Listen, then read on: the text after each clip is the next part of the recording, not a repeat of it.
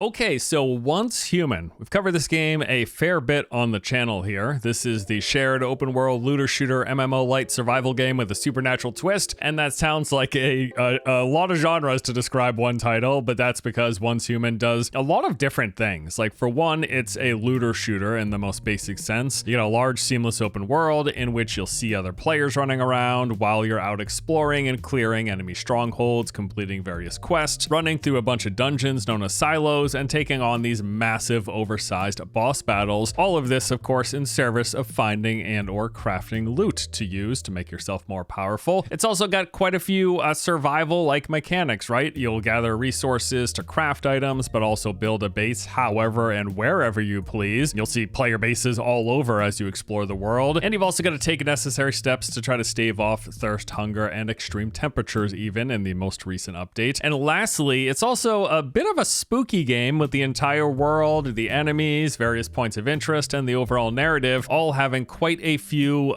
dare I say, interdimensional, otherworldly elements to them. Now, I have played this game a ton. All told, at this point, I've easily got well over 200 hours under my belt. Definitely one of the games I played most in 2024, and it's looking like there's a fair good chance I'll be sinking some more time in coming next year as well, because just recently the developer hosted a live stream going over their plans for 2025, and there look to be quite a few interesting updates on the horizon. In today's video, sponsored by Starry Studios, they asked me to give you a little sneak peek and preview of what's to come.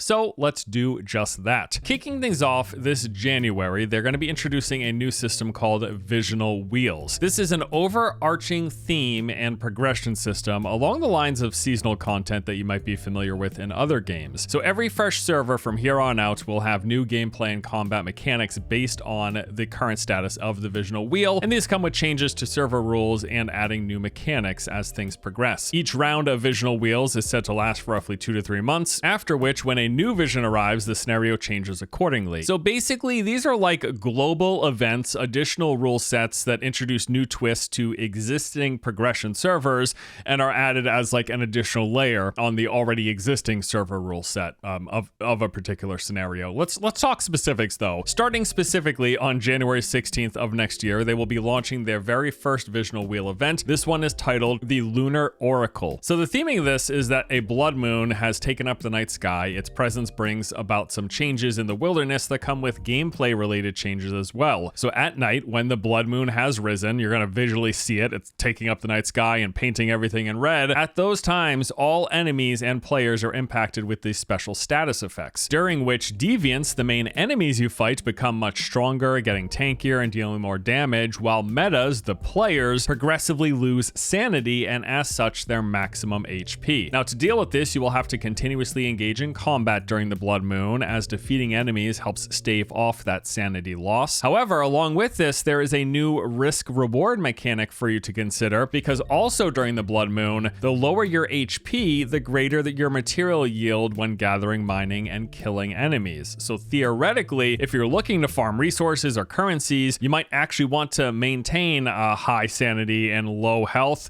but you know, not so bad that you eventually die, because you don't want to do that either. Now, aside from all that as well, when the blood moon is in the sky, new collectibles will start appearing in the world. You'll find mystical crates that spawn out in the wilderness containing unique morph deviations, along with these strange red crystals in the world that can be gathered and used to craft some exclusive territory items. Also, with the release of the Lunar Oracle event, they will be releasing 3 new weapons. The Terminal Pulse is a crossbow that shoots lightning orbs. Primal Rage lets players expend HP to fire reserve ammunition. And then Hazardous Object is a brand new unique hand grenade. All right, so that is the first Lunar Oracle Blood Moon event, launching again on January 16th. Also coming mid-January are some updates to Eternaland. So this Eternaland is that persistent home base that you keep in between the various seasonal servers that you play in Once Human. They're going to be adding this entirely new suite of escape room components, allowing you to construct complex architectural puzzles. Obviously though, since you're the one making it, this is more so for other people, so you can set up these complex puzzles and riddles inside of various rooms and mazes that you build that players will have to solve in order for them to escape. And then you'll invite your friends, your guildmates, or just make it public for some in the community to check out, just like a nice like communal themed event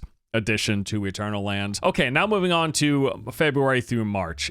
During this time period, there's a couple new things. The biggest one being, in my opinion, custom servers. Yes, that's right.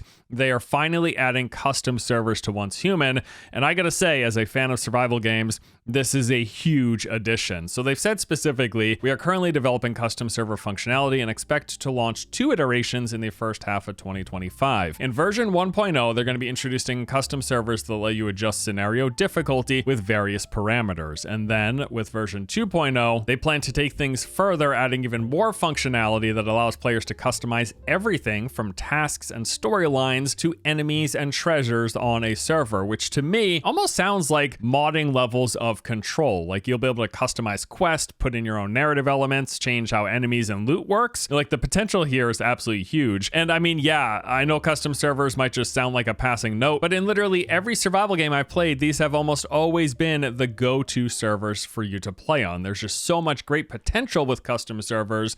In most cases, they let you do things like adjust gathering and production speeds, so you can many times multiply the yield that you get from gathering resources, reducing the grind, or reduce the cost itself to build and craft items, or even speed up the time it takes to craft items in your production facilities. You can also fine-tune survival-related components, making it either easier or more challenging to deal with the hunger, thirst, sanity, and temperature management of the game. And then combat as well. Custom servers tend to let you adjust enemies, making them easier or harder, increasing or lowering health, damage, and your personal damage output. I mean, all sorts of stuff. Again, lots of potential. Custom servers could be a really, really huge addition for Once Human once they're implemented. Then in March, they're going to be getting another update to Eternal Land. This one will be introducing new components that let you design PvP or PvE shooting mini games. They didn't really go into much detail on what this is exactly, but it does just sound like shooting galleries. You can set up essentially accuracy and speed challenges for you and other players to try out. Also, they're going to be bringing in this time period a much requested feature of hiding your backpack, or cradle as it's referred to in this game. That's the thing that holds any combat deviants that you carry around with you to help you in battle. I like them, but I think it's nice to have the option. It's always good to have more variety for people who want to hide and show things on their characters in these kind of games, right? All right, now moving on to April. This is when they finally plan to launch the game on mobile. This has been in the works for a long time. They've been doing testing, and come April, the mobile version of the game will be out. They did say there's going to be parity between mobile and PC versions. It's going to have all the same content and features. So if you ever wanted to farm while on the go, while you're in the bathroom, whatever, you will be able to do so come April. Also in April is when they will be moving into Seasonal 2 of the Visual Wheel, although no details on what exactly that is yet. That will be changing from the Blood Moon event to another one. All right, next up, we've got May and June. Here, we're going to be finally getting some new content and scenarios. They're going to begin actually new scenario testing at this point. Now, if you're not familiar with this terminology, by the way, scenarios determine the overall theme and rule set of a particular server that you're playing on, which is much more in-depth and far-reaching than those aforementioned like Blood Moon event, right? Like, so during each season, they're typically going to have multiple scenarios running simultaneously, and depending on your preference, if you like PvE or PvP, they're going to have different servers hosting different scenarios for you to be able to pick from. And these servers, beyond their PvE and PvP split, do also tend to come with entirely separate and unique content and mechanics in them as well. All right, so the first scenario that they're going to be testing is currently codenamed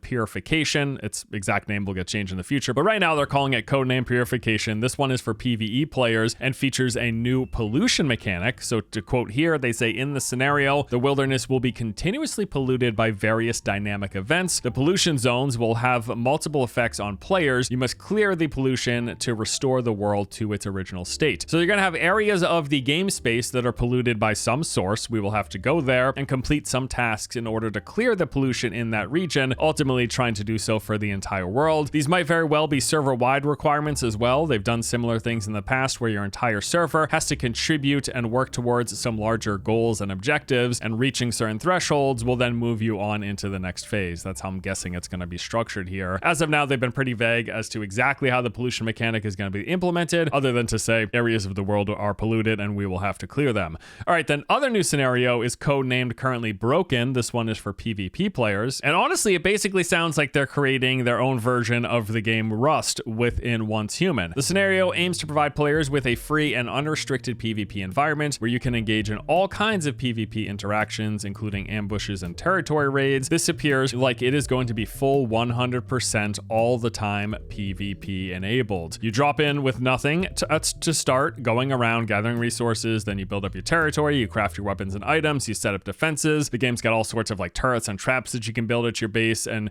typically this is used to defend against PvE invasions, but in this instance, it'll be to defend against full-on base raiding from other players, where you have to defend your own base from players, but also try to break into other players' bases. They're also introducing these new randomized events that offer bonus resources during combat, with powerful and rare resources that can be found via periodic airdrops and other delivery methods. If you're the one who gets it, this will grant you a significant advantage, as they are used to craft some super weapons that are not just powerful in combat, but can also have an impact on the world space as well. Interesting. And they say that this scenario, codename Broken, is going to feature multiple endings with different rewards depending on how things go. Now, both of these new scenarios will be tested in early access servers between May and June, giving players a chance to experience them prior to official release, and they plan for the early access servers to run for about 2 months, during which they optimize things based on feedback and playtesting before they officially get moved to live. Also in this time frame, they're going to be making updates and adjustments to a prior scenario, this one being the Way of Winter, which, if you missed that, this introduced an entirely new massive region to the north of what was in the base game, with all new content, all new areas, points of interest, enemies, as well as these temperature related mechanics, like the fact that you have to craft armor that keeps you warm in cold temperatures, or carry hot stones in your pocket, or build these massive thermal towers. So that scenario, Way of Winter, which is joining the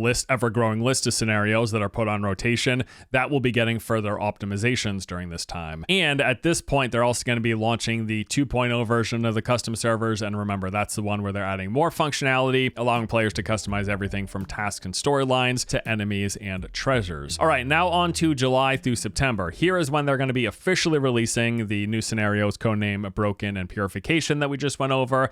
On top of that, they're coming out with another new scenario, this one deviation related, heavily inspired off of Pokemon, quite literally. So the whole thing is going to focus on your collection of deviations, creating a team from the roster that you've collected, and then having them fight in battles against other players' deviations. Again, literally, it's like Pokemon battles, no joke. So while playing, you'll go about collecting deviations like normal. You'll find them in the environment as part of quests that you do, while gathering resources, doing dungeons, etc. These are little characters that you collected out in the world. Now, rather than just having their typical function, which for the most part, they would do things like you would have combat deviants that could give you special effects that you could activate while fighting enemies. They would have ones that would harvest items, like that would go out logging for you or mining for you and then bring that back to your base. Or ones that would work at your base, helping you with cooking or harvesting or cleaning up and finding items hidden under the bed, stuff like that. Now, besides doing those things, you can also set up your roster and making a team, ideally picking groupings that synergize well together based on their stats and effects. And then after that, you take your team with you into these this new content type where your deviations battle other players' deviations. Now, they've not yet specified exactly how these battles will play out, but we have seen some clips of it in action, and it looks to be a bit real time. We'll have to see. I'm curious if they're going to make this turn-based or real-time action. Either way, though, Pokemon is coming with the deviation system into Once Human. They also plan to host tournaments, they say, where players can compete in ladder format, rising through the ranks to try to be the champion of their particular server. Also, between July and September, they will be moving on to Visional Wheel Seasons 3 and 4 and doing further optimizations for the scenarios Way of Winter as well as Primsverse. All right, now looking into October and December, this is when they're going to be moving into the 5th season of Visional Wheel and also hosting a special crossover event, although no details on that have come out. They also say at some point in 2025, we're going to be getting a new instrument, the guitar. Now, currently, there is a piano in the game. You can set up a piano and then sit down and play it. Apparently, the guitar is going to be something that you can pull out and do on the go, which is kind of cool. A little like out immersive in the world while exploring instrument playing, right? And there you have it. That pretty much does it. An early look at all the new content and features planned to come to Once Human in 2025. Once again, as a quick recap, this includes that Visional Wheel introduction with these global events on top of the existing scenarios. The first one being that Lunar Oracle Blood Moon event that boosts enemies, debuffs players, and then introduces the risk-reward mechanic of you getting better harvesting and yield when at lower health. Eternal Land is getting a few updates with both the escape room and shooting gallery editions. They're going to be adding custom servers, which again is huge. This is going to let players set up their own parameters for servers that will impact just about everything related to progression and difficulty. You can hide your backpack in the future if you like. They're going to have the mobile release. We got the 3 new scenarios with the PvE one, codenamed Purification, that introduces that worldwide pollution events. PvP, codenamed Broken, will bring in Rust-style open world PvP and base rating to the game. And then the Deviation scenario, which is Pokemon battles for your deviations. They're also going to be doing further improvements to the Way of Winter and Primsverse scenarios and adding that new playable guitar as a new instrument. Now, even with that overview, there's still quite a lot in here that we don't have the exact details on. We don't have real clear details on the PvE Purification event and how that scenario is going to work. We still need to learn more about the PvP and the Pokemon deviation scenarios. And then besides the first season, there are 4 additional seasons of that visual wheel, which they have yet to specify. We just know about that first one being the Blood Moon. But yeah, lots of new interesting things coming to Once Human. Like I said, I've sunk well over 200 hours into the game in 2024. Undoubtedly, I will come back to the game to play some of these updates here as well. Sounds like there's going to be some interesting things.